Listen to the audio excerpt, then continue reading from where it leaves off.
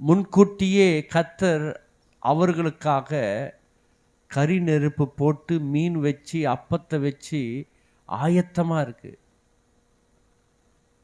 ஆமாம், முதல்ல பாபிக்கு ஆண்டவர் தான் செஞ்சது.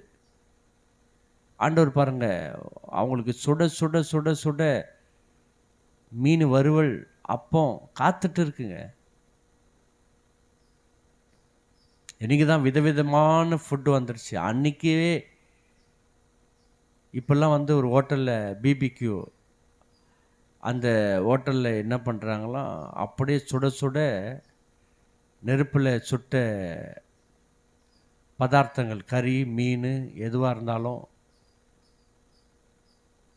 அப்படியே எடுத்துகிட்டு வராங்க.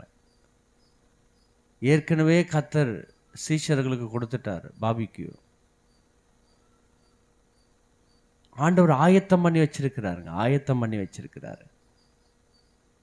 உங்களுக்காக கர்த்தர் ஆயத்தம் பண்ணிட்டார். சிஸ்டர், பிரதர், அன்பான ஊழியர்களே, கர்த்தர் ஆயத்தம் பண்ணி வச்சிருக்கிறார். கவலைப்படாதீங்க, ஆண்டவர் உங்களுக்கு ஆயத்தம் பண்ணி வைத்திருக்கிறார்.